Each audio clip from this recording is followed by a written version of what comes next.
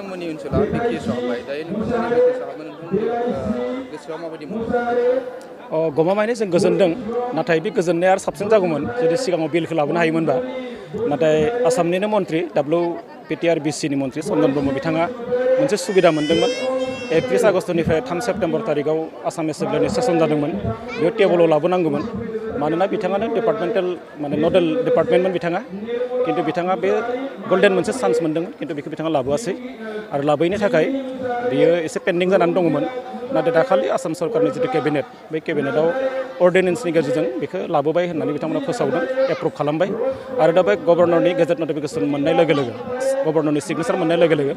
बियो माने मावफुंजासिगोन बियो माने मोनसे एक्जिस्टेन्सआव बियो फैसिगोन दा बिनि थाखाय गमामायै जोङो माने बिटिआर ओनसोलनि बाहेरायाव थानाय 10 लाखनिबो बारा बर' सुबुङा गमामायै जों गोजोनदों मानोना बेनि गेजेरजों जोङो राजखान्थियारि मोन्थाय आरो जोंनि सोलोंथाइ जोंनि रांखान्थि जौगानाय जोंनि सामाजिक जोंनि जिखिनि हारिमु बे जौगानायनि मोनसे लामाया दा गेवसिगोन आरो बे गोलाव दिनै जे पेन्डिं इसुमोन दा गमामायै जों गोजोनदों बे हाबनायाव बिथांमोना जोंजोंबो रायलायदों जे जों ओरैबायदि मोनसे कम्पालसनाव गोलैबाय बाध्य'आव गोलैदों आरो बे कम्पालसनखौ सोर खोलैदों बेखौ हाग्रामा महिलारि आरो बेखौ चन्दन ब्रह्म बिथांमोनानो खोलैदों मानोना मिनिस्टार बसुमतारी बिथाङा गावबो BLTनिनो लिडारमोन आरो बै समाव ज' ज'यै बिथांमोना खामानि मावबोनाय माने अस्त्र आन्दलनखौ लानानै बिथांमोना बर'नि थामोनथा सिनायथि रैखाथिनि थाखाय उदांस्रिनि थाखाय जुजिबोनायमोन आरो बिथांमोनानो मोनसे समाव BTC सुक्ति खालामखांनायनि उनाव BTCनि सासनखौ बिथांमोननि आखायाव लाबोदोंमोन आरो आसामजों बिथांमोना कंग्रेसनि दिनावबो एलायन्समोन दा BJP दिनावबो एलायन्स आरो बे हिसाबै गासैबो मावनायनि जे गोहो दंमोन सरकाराव थानानै बिथांमोना बे गोहोखौ मोन्दोंमोन आरो बेबादिनो BTC ओनसोलनि बाहेरायाव थाबोनाय बर'फोरनि राजखान्थियारि मोन्थायनि थाखाय 2014 सननिफ्रायनो UBPआवबो बिथांमोना मोनसे दाबि होबाय थादों बर' कसारि अट'नमास काउन्सिल होननानै दा बेखौ दाखालि बिटिआर रेकर्डनि गेजेरजों बर' कसारि वेलफेयार अट'नमास काउन्सिल होननानै जों मोनबोबाय दा बेखौ बिथांमोना सानदोंमोन जे जोंनि आखायाव मन्त्रि दङ जोंहा MLA दङ MP दङ केबिनेट मन्त्रि दङ हाग्रामा महिलारि दङ निश्चय मावनो हागोन नाथाय बिथांमोना साननाय बायदि बे जायासै आरो जायैनि थाखाय बिथांमोना नुबाय जे समानो किन्तु बिथांमोनखौ कम्पालसनाव खोलैदों होननानै बुंगोन मानोना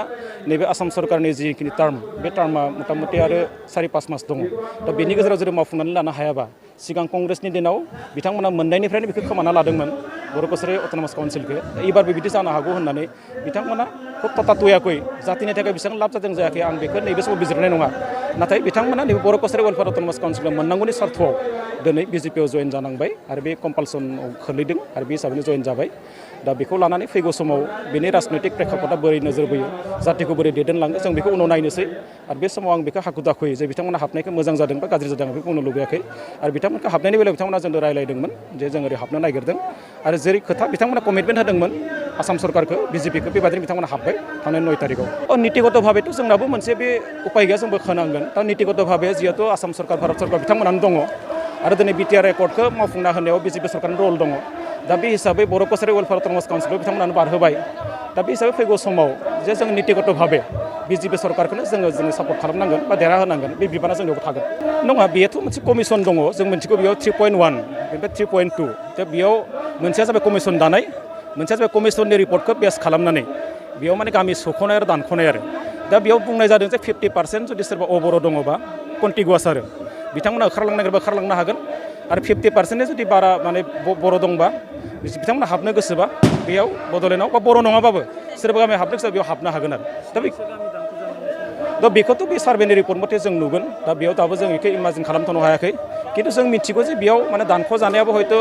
गोबां जागोन आरो सोसन जानायाबो गोबां जागोन बे मोनसे बेलेन्स जागोन आरो बे समाव जिहेतु माने BTCनि दिनाव जों नुदोंमोन थांनाय गोलाव सम बर'फ्रा आन्दलन खालामो गाव गठन करिब लागि होननानै दा बेखौनो नोजोर बोनानै बिथांमोना जुदि गमामायैनो थानो बाथारबायब्ला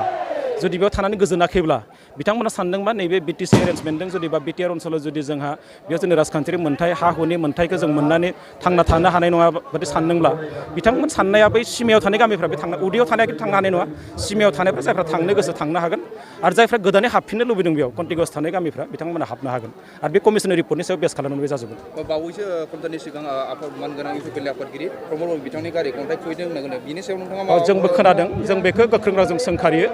बेथ' सासे माने मोजां मानसिनोथ' बे खामानि जानो हाया बे दुरबलता गोनां सासे मानसिनि खामानि दुरबल मानसिनि खामानि बे थाखुमानानै अन्थाइ खुबैनाय बेथ' आरो जों बुंगोन बेखौ सासे उन्दै गथ'आव मावनो हायो गतिके जायानो मावा मानो बे मोजां खामानि नङा आरो बेनो जोंनि समाजाव गुबुंले थासारि माखासे लाबोयो आरो जोंनि गेजेराव बेनो माने मा खालामो माने थासारिखौ गाज्रि खालामनाय मोनसे थासारिखौ बिथांमोना सृष्टि खालामो दा बेखायनो बै मानसिफोरखौ आं प्रशासनखौ बेखौनो अनुरद खालामगोन पुलिस प्रशासना थाबैनो बिथांमोनखौ नागिरनानै हमनांगौ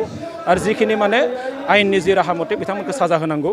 आरो बेबादि माने गाज्रि थासारि खालामनो नागिरनाय बे गोहोखौ जोङो जोंनि गेजेरनिफ्राय जों उदखाट खालामनांगोन आरो नङाबा बेनि पार्सेन्टेजआ जेब्ला बारा जागोन दा बेखौनो लानानै जोंनि गेजेराव मोनसे असान्थि मोनसे परिबेस जायो दा जि जादों बे जाथायखौ जों गरिया होनो हायो गोख्रों रावजों जों सोंखारिदों बेबायदि थासारिया जाहाथे जोंनि गाबोन समफोर बा उदर भबिष्यत बा नैबे इलेक्सन समाव जाहाथे बे जाया आरो बेनि थाखाय जोंनि नैबे आसाम सरकारनि जि माने पुलिस प्रशासन दङ गृह बिभाग दङ बिथांमोना बेयाव जिहेतु बेयाव MCC सोलिगासिनो दं मडेल कड अफ कन्डाक्ट बे पिरियडआव जाहाथे बे जाथायफोरा जाया बेखौ नोजोर बोनांगौ आरो बिनि थाखाय आयेननि जि बेबस्था दङ बिथांमोना बेखौ राहा लामा लानांगौ